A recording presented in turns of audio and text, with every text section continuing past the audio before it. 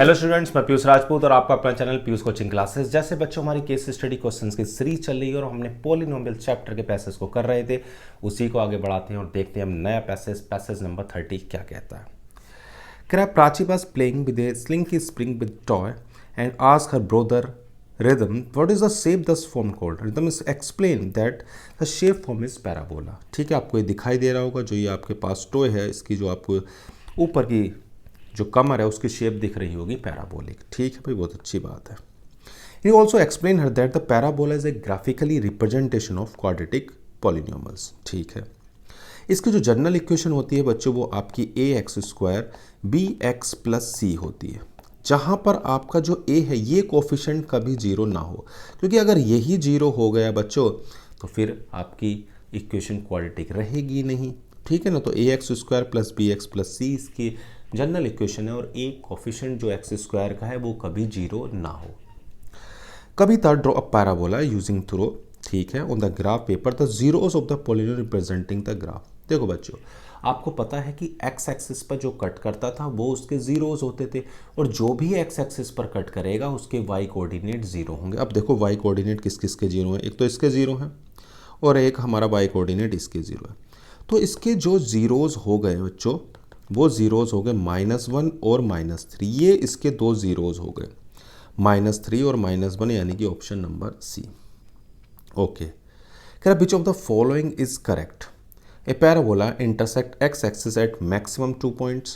A parabola intersect x-axis only at 1 point. A parabola intersect x-axis exactly 2 points.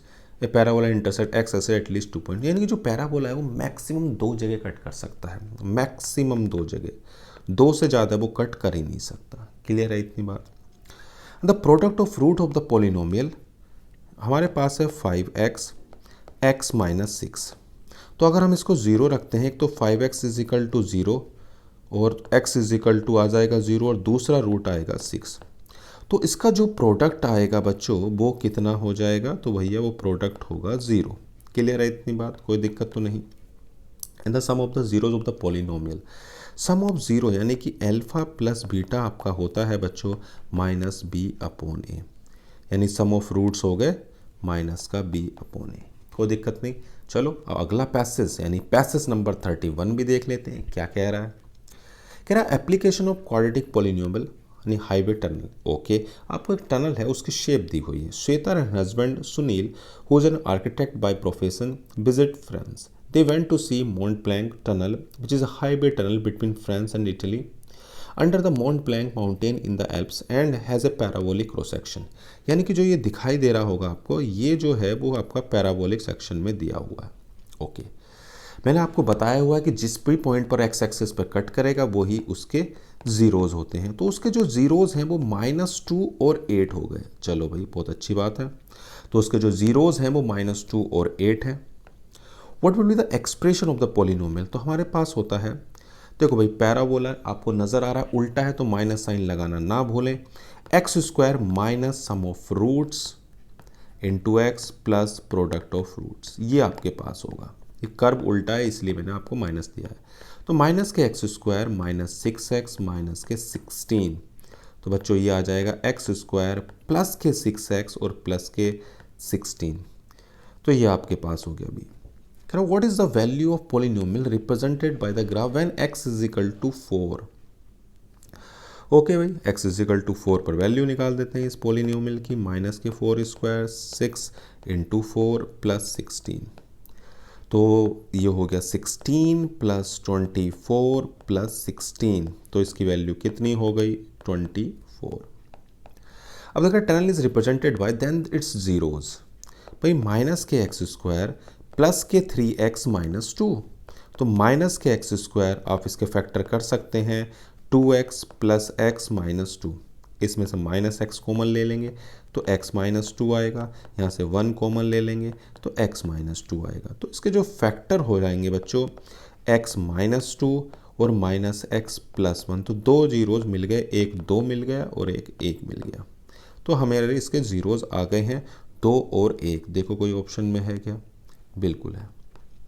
If 1 0 is 4 and sum of the zeros is -3, यानी कि हमारे पास इसकी अगर बात करते हैं तो अल्फ़ा प्लस बीटा हमारे पास कितना है बच्चों, तो alpha plus beta some of the zeros है -3 और एक ज़ीरोज़ है 4, तो भैया 4 plus beta is equal to -3, तो बीटा की वैल्यू होगी -3 -4 यानी -7। अब आप निकाल सकते हो x square minus sum of zeros into x plus product of zeros, तो आपके पास आ जाएगा x square plus 3x plus कितना, भाई हमारे पास कितना आ गया 20। भाई हमारे पास जो भी दिए हुए थे कह रहा था कि 1 0 जो है वो 4 है and the sum of the zeros is equal to है -3, देन द रिप्रेजेंटेशन इतना, भाई हमारे पास ये -3 दिया हुआ था और हमारे पास अल्फ़ा की वैल्यू कितनी थी 4 थी, तो उधर जाके कितनी हो जाएगी -7। अब हमारे पास दो ज़ीरोज़ हो गए, एक हो गया हमारे पास 4 और एक हो गया ये, तो ये आ जाएगा -28।